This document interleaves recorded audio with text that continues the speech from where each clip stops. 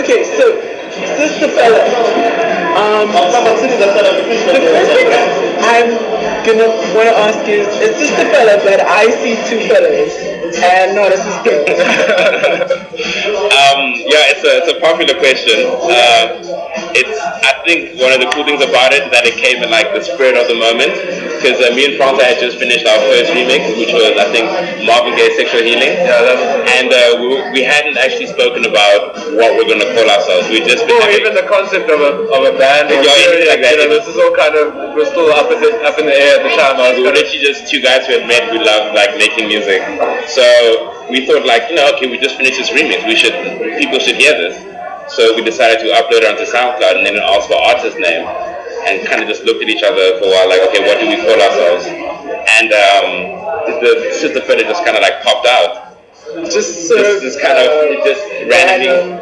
But one thing that's really cool about it, that like, because we're both fans of like funk, disco, and soul, like 70s, 80s, there's always like back in the like that golden era, there was always like names that have some kind of like clever meaning, like Earth, Wind, and Fire. That means everything, or like Ashford and Simpson, like guy and a girl. So we're just kind of like, well, at the very least, we sound like some really cool 70s band, right? Like a one-hit wonder, and then like... I totally get that, and just on that, I almost feel like this is a duo, but it's almost like the bass guitar is the third member of this band. Like, I really get that, or maybe it's just my sort of affinity towards bass. Wow. Where does your sound come from, apart from just the...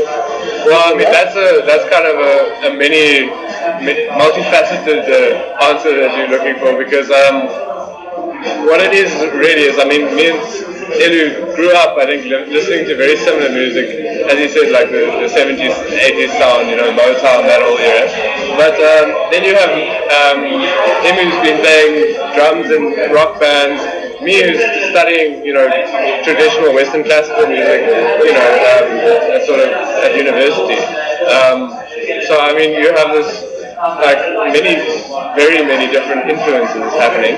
And I think it's sort of the baseline is the one place where we kind of find a consensus, the rest of the time we're kind of bringing different things, and but I think that's kind of something that we agree on almost. So maybe that's like our little child, if you will.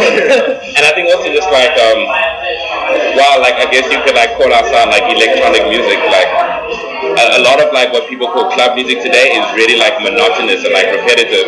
So I think with the bass guitar we kind of take liberty and kind of like almost educating in a way of like just saying like it can be bass, but it can be so much more. It can also be like really musical.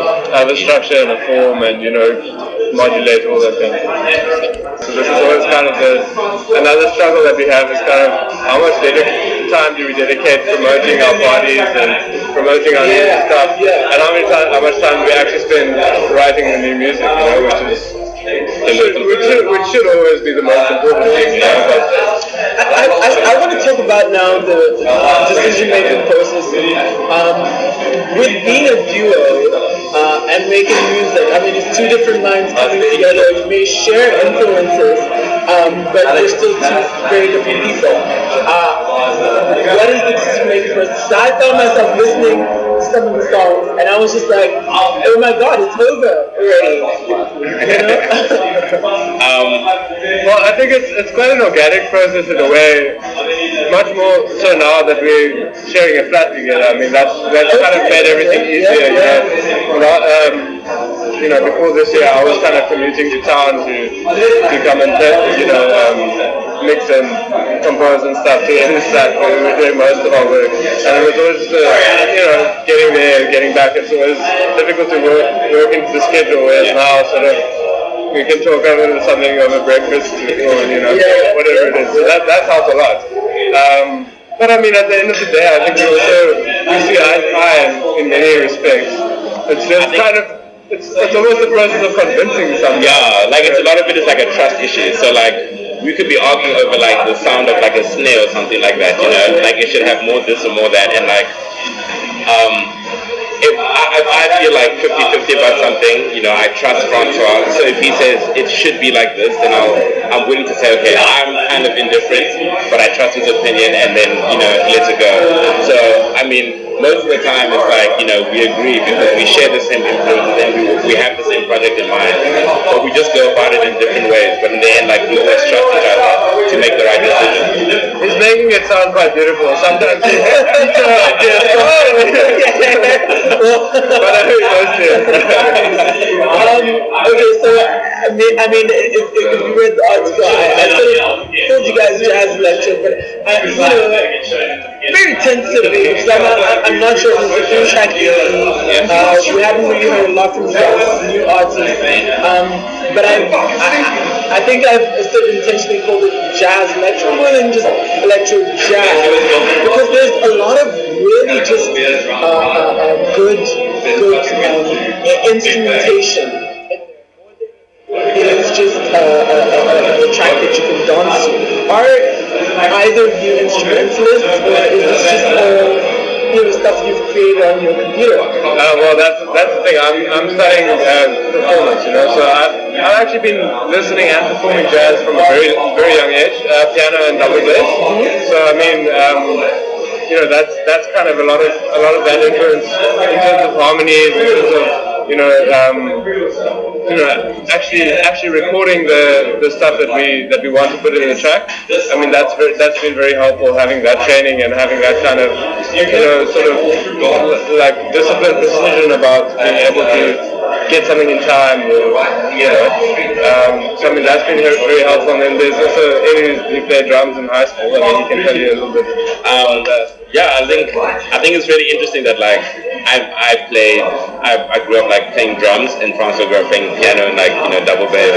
So it's almost like we've got many of the basses covered. If we were a band, like we each have our own foundation, and also like Francois plays a lot, and I would like before we met I would just like produce a lot.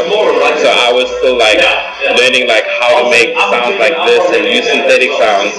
To do this and to do that, making rises effects and all kinds of crazy stuff that you hear in the EP.